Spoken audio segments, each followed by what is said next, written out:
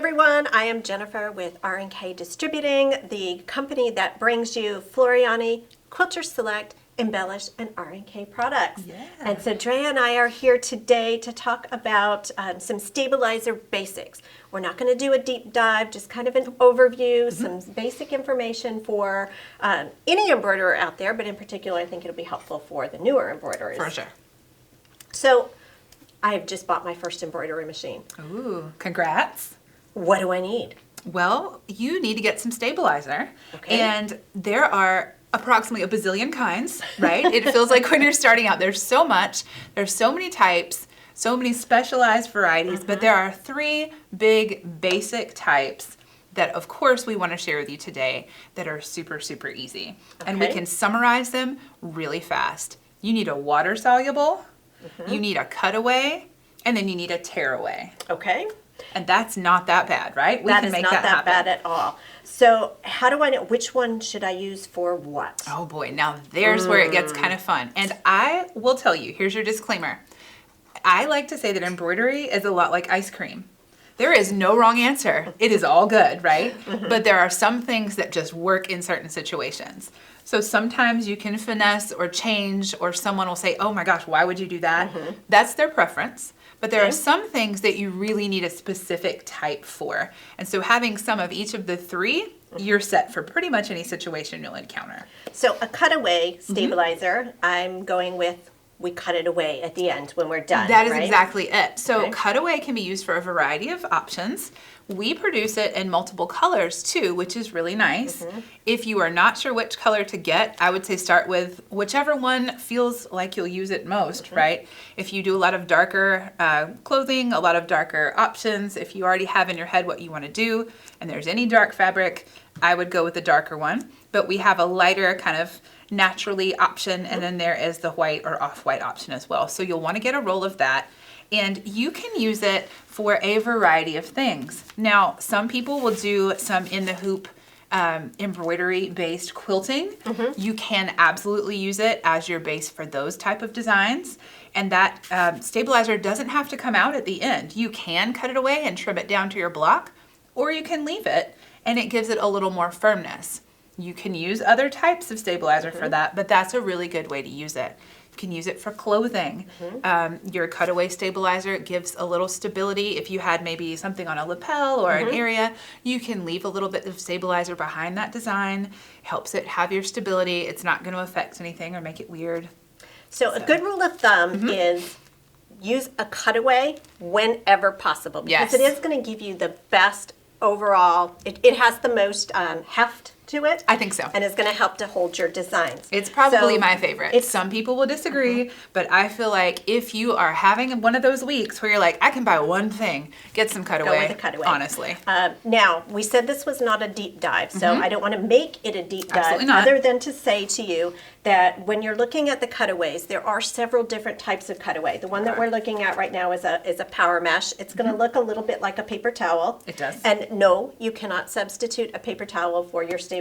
Please don't do that. That's Please an don't do embroidery myth. But this one, again, it has that type of a texture to it. It's kind of like a mesh. But if you look on our website, you can find information on each of the different types of cutaway that are available. And it will even tell you how many stitches in the design that particular stabilizer will hold. So that's going to be a nice way for you to start experimenting. And you'll know right away if you have a design that has 50,000 stitches and your stabilizer says it holds 10,000, you need to go up to something with a little more heft to it. And about that website and information, you'll see this roll, and every roll we produce has a QR code on it. So even before you've bought it, snap a picture of that QR code with your phone and it will tell you all the information you need to know so you can be sure you're getting the right product. It's like taking us with you to the store. Absolutely. One more thing on the stabilizers themselves before we move to the next type is, do I need this really wide roll? I would say if you are going with one roll, I would get the widest roll for the biggest hoop that came with your machine, because you can always cut your stabilizer this way, not just lengthwise. So you know you'll always have the right size available for you. So that's just an option. I would definitely say get the bigger roll of whichever color makes most sense for you.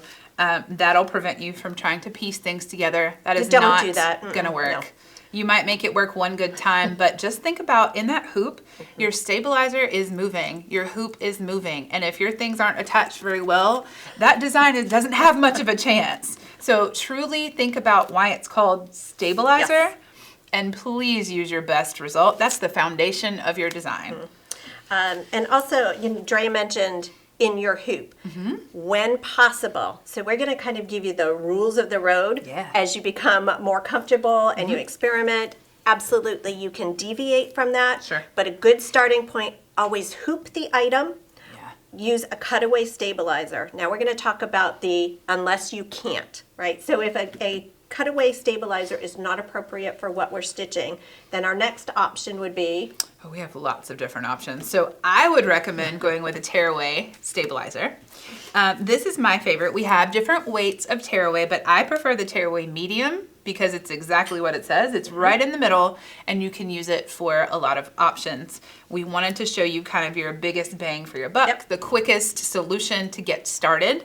And remember, I know we said it, but in case you missed it, that QR will give you extra information too, so if you're not sure. But tearaway is another great one you can use for a variety of things. What's your favorite use? To be honest, I use the tearaway most frequently for decorative stitches or applique work. Sure. If it's an embroidery design that's being done in the hoop that's applique, I find that tearaway works well for that. If I were at my sewing machine doing what I call manual applique work, I would use a tearaway. So to me, the same thing in the hoop. Great use. It's going to work beautifully. For sure.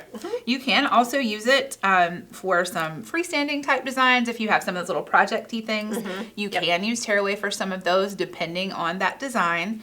I always say if you have a design that's been digitized by someone other than yourself, read the directions it comes with and see what it suggests because they've already tested it.